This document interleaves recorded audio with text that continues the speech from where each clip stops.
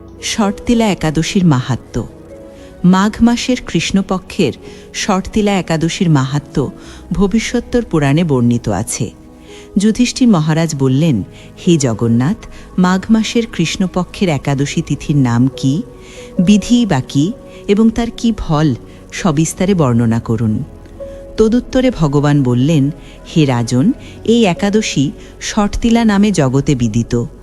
একসময় দাল্লভ্য ঋষি মুনিশ্রেষ্ঠ পুলস্তকে জিজ্ঞাসা করেন, মর্তলোকে মানুষেরা ব্রহ্ম হত্যা, গো হত্যা, অন্যের সম্পদ হরণাদি পাপকার্যে লিপ্ত হয়, অবশ্য তাদের নরক প্রাপ্তি ঘটে, কিন্তু কি করলে তারা নরক থেকে উদ্ধার পেতে পারে, কৃপাপূর্বক বলুন। পুলস্ত ঋষি বললেন, হে মহাভাগ, তুমি একটি গোপনীয় উত্তম বিষয়ের প্রশ্ন করেছ। মাঘ মাসের সূচি, জিতেন্দ্রিয়, কাম ক্রোধ আদি শূন্য হয়ে স্নানের পর সর্বদেবেশ্বর শ্রীকৃষ্ণের পূজা করবে। পূজাতে কোনো বিঘ্ন ঘটলে কৃষ্ণ নাম স্মরণ করবে। রাত্রিতে অর্চনান্তে হোম করবে। তারপর চন্দন, অগুরু, কর্পূর ও শর্করা প্রভৃতি দ্বারা নৈবেদ্য প্রস্তুত করে ভগবানকে নিবেদন করবে। কুষ্মাণ্ড, নারকেল অথবা 100 গুবাক দিয়ে অর্ঘ্য প্রদান করবে। কৃষ্ণ কৃষ্ণ কৃপালুস্তাবম, অগতিনাং গতি ভব ইত্যাদি মন্ত্রে শ্রীকৃষ্ণের পূজা করতে হয়। কৃষ্ণ আমার প্রতি পীত হন বলে যথাশক্তি ব্রাহ্মণকে জলপূর্ণ কলস, ছত্র, বস্ত্র, পাদুকা, গাভী ও তিল পাত্র দান করবে। স্নান দানাদি কার্যে কালো তিল অত্যন্ত শুভ। হে দ্বিজোত্তম, ওই প্রদত্ত তিল থেকে পুনরায় যে তিল উৎপন্ন হয় তত বছর ধরে দানকারী স্বর্গলোকে বাস করে।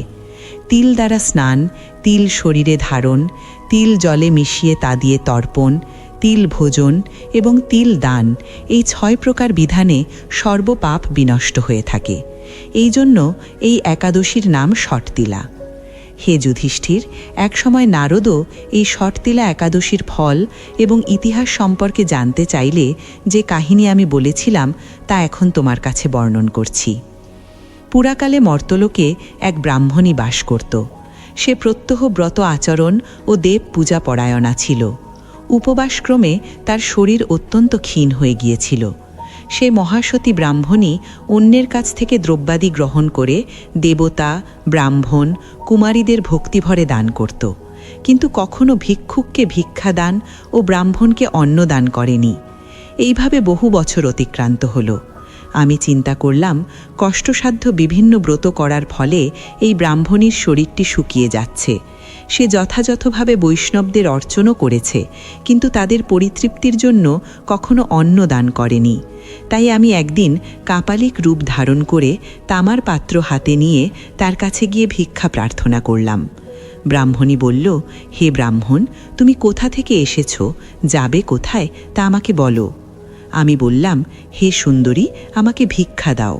তখন সে ক্রুদ্ধ হয়ে আমার পাত্রে একটি মাটির ঢেলা নিক্ষেপ করল। তারপর আমি সেখান থেকে চলে গেলাম। বহুকাল পরে সেই ব্রাহ্মণী ব্রত প্রভাবে সশরীরে স্বর্গে গমন করল। মাটির ঢেলা দানের ফলে একটি মনোরম গৃহ সে প্রাপ্ত হল। কিন্তু হে নারদ, সেখানে কোনো ধান ও চাল কিছুই ছিল না।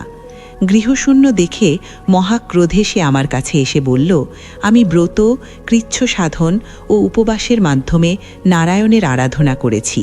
এখন হে জনার্দন, আমার গৃহে কিছুই দেখছি না কেন? হে নারদ, তখন আমি তাকে বললাম, তুমি নিজ গৃহে দরজা বন্ধ করে বসে থাকো।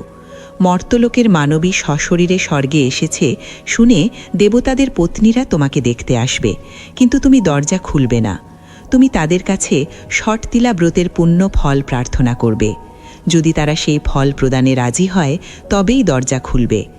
এরপর দেবপত্নীরা সেখানে বসে তার দর্শন প্রার্থনা করল।